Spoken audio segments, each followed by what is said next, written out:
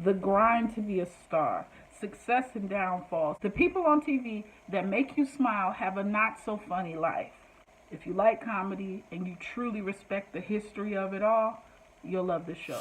Smacking, cracking, and watching. Follow me on Twitter. Subscribe.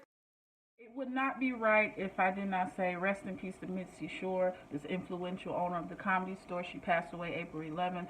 This is Pauly Shore's mother, a lady who set off a lot of comedy careers for a whole lot of performers out there. Much respect to her. Our main character on this show, Goldie, is loosely based off of her. Y'all know what it is. It's season 2, episode 1 of I'm Dying Up Here. This show is on Showtime. If you have cable, go to Showtime tonight. It'll be up. If you do not have cable, go to Showtime's YouTube page. The season premiere is up. It's 57 minutes. It's a great show. You will love it. We got some really good celebrity cameos this season. We got Uncle Joey, you suckers.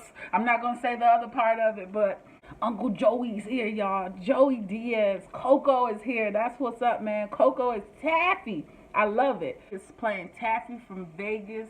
Uncle Joey has arrived. Everybody loves Brad Garrett. He's here. There's more liquor, more smoke, more tension, a whole lot of sex scenes, punchlines on point. The drama is always there, and that's why we love this show. Shouts out to Showtime. Thank you, Jim Carrey, for bringing us this season 2, bringing it back. I did review the first season. I hate to say it, but I came on to it, I think I found the show towards the end of the season 1, and I still reviewed it. I think I'm the only reviewer up on YouTube for the first season. We'll see how it goes on season 2. Let's talk about Goldie. Goldie is drunk as a skunk, talking to a nurse, a stranger, just showing how lonely she is, how lonely it is at the top. She's not going to take the money that Coco, she's being offered to sell her club. You know, when you're so profitable and everybody see you shining, they kind of want to take it away from you.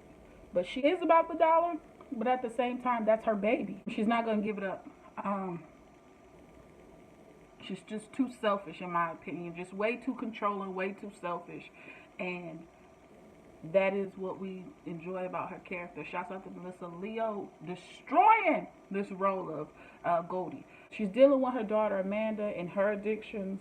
And at the same time, Goldie has her own problems. Sid is back, her ex-husband. You know what I don't know if I understood it the first season, that Sid Hirschling, that Sid, who plays her husband in the series, is loosely based, I do believe, off of Sammy Shore, Mitzi Shore's husband, who did the same thing. That's messed up. But of course, he slithers back this season, y'all. We know what he did last time. He comes again, once again, and it's always that scratch my back, I scratch yours. He wants something. He wants to open up for Tom Jones, and in return, they're like, hey, man, we'll give you gold if you are able to. You know, they're Judasing her. They're Judasing him to slide in on her. Not to say that she's holier than thou, but in the comedy game, she's that chick. Ronald, one of my favorite characters, right next to Cassie and, well, I would say Adam, Ralph probably, but Ralph's dealing with some stuff, man. Ronald, $20,000 per episode. The biggest shocker of it all. He made it. He was dealing with, oh, I'm so thirsty. I'm sorry, y'all. I'm about to sip this Uncle Matt's lemonade. He's on the show, the supporting cast member, but he's getting just as much as the lead, who I love in a whole bunch of other shows. He's made it out the closet. I don't know if you guys were tracking season 1. He literally lived in a closet, paying someone rent to stay in this little bitty 4x4 situation, and it forced him and his friend Eddie to just grind hard and come up.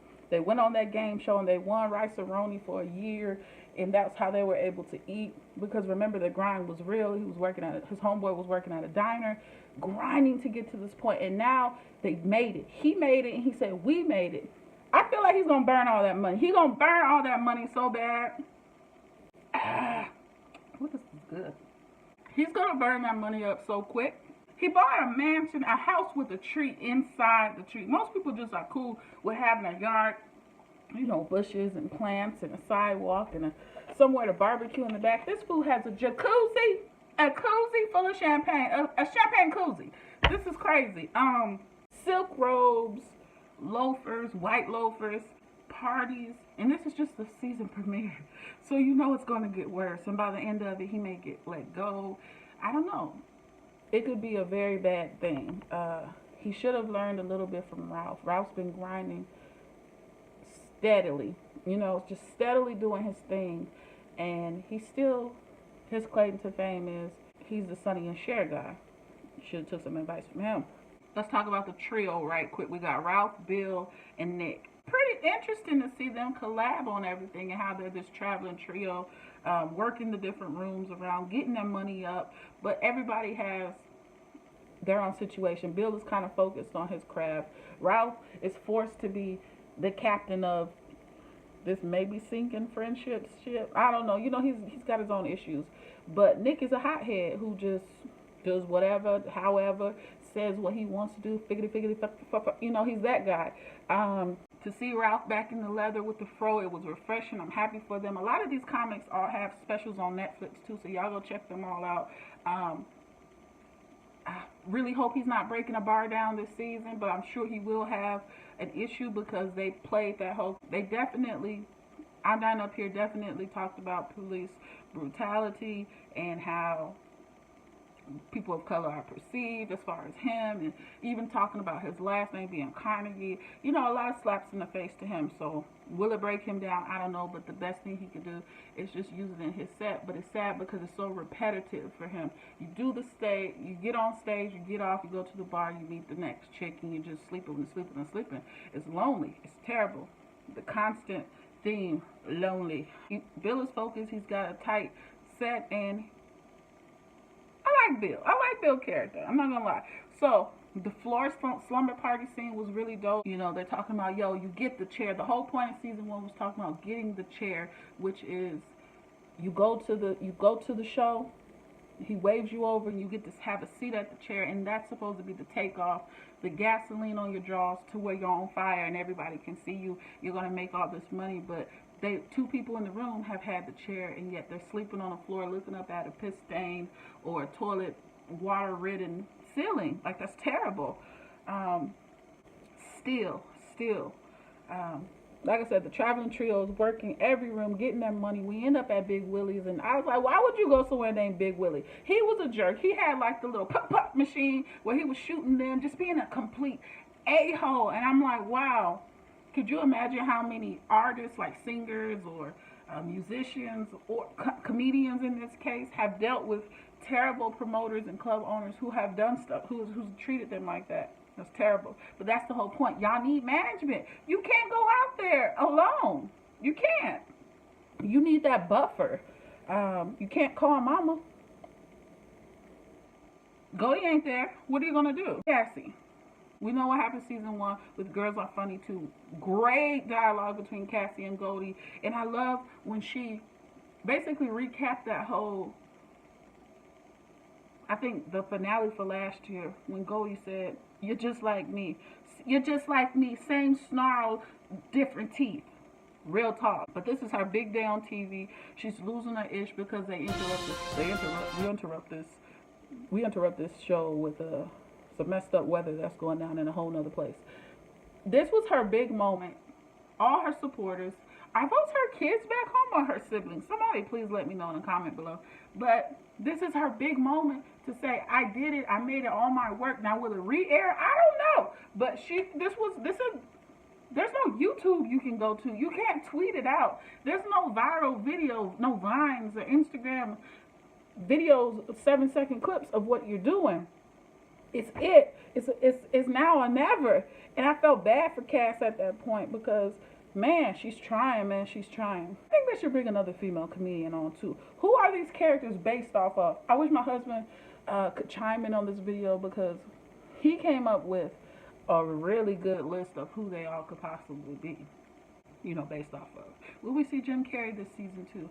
I would love to see him pop in. Now, Adam. He's the young comic. He's the cool, fly guy. He was Goldie's young painter guy. She saw something in him. He's young, and he's made it too. He's taking the meetings for this comedy album at CMA, wowing the execs. And I cannot wait to see them grow the character who could wear the 42 jacket, because he didn't know nothing. He was in the mailroom. For him to come from where he went to now before the big guys, That's a big pay increase. He's going to be exposed to a lot, and how will they learn down the road? That's something I can't wait to see. Edgar, effed over Ralph, messy. He's kind of like the mess up guy who's always. I like his comedy sets or whatever, but his character is just. He really made me mad the way he did Ralph. Kind of the same way Nick is setting them up. And shouts out to Nick with his little man panties. I saw you in your little bikini. We see the Winston cigarettes. We love Goldie with her gold cigarette case as usual. We got to see, we had Big Red's commercial in there. Tougher soda. This is the tougher soda. Big Red. It's a fun show, but it's so dang on dark. Like I said, between the drugs, suicide, reaching for fame, reaching for stardom, the undercuts that you receive, getting caught up, stealing. If it's not a promoter stealing from you, it's someone else taking everything that you got.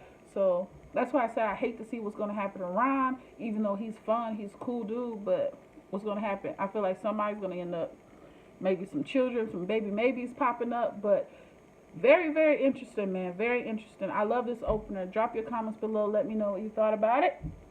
Until the next time.